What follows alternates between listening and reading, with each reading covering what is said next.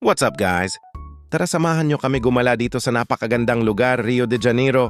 Kasama ko ngayon ang buong crew, solid samahan talaga. Alam nyo ba mga boss, isang oras din ang biyahe namin papunta doon.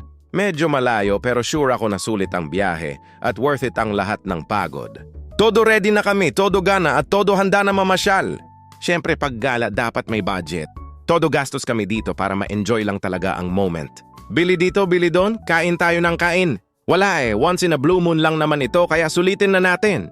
Masaya kasama ang crew, walang dull moments, puro tawanan at asaran lang habang nasa biyahe. Ganito talaga kapag solid ang samahan, lahat nag-i-enjoy. Andito na tayo.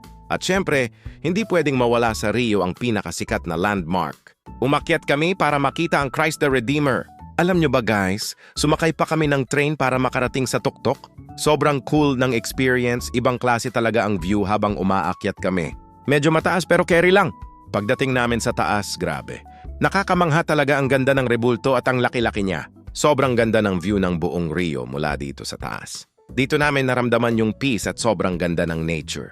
Nag-picture taking, nag-video, at syempre sobrang nag-enjoy ang lahat parang ayaw na umuwi. Sulit ang 1 hour na biyahe at lahat ng ginastos namin. Ito yung mga memories na hindi namin makakalimutan kasama ang team. Solid talaga dito sa Rio, walang kupas. Pagkatapos namin mamasyal sa taas, sumakay ulit kami pababa. Next destination, dagat na. Dumiretso kami sa beach para magpahangin at mag-relax. Iba yung feeling kapag naaamoy mo yung dagat at nakikita yung asul na tubig. Naglakad-lakad kami sa buhanginan, nag-chill at nag-enjoy sa presko na hangin. Perfect na ending bago kami umuwi. Sobrang refreshing at nakakawala ng pagod. Ayun, sumit na ang araw at dapit hapon na. Oras na para bumalik na kami sa barko. Sobrang nakakapagod pero sobrang saya ng experience. Salamat Rio de Janeiro sa napakagandang memories.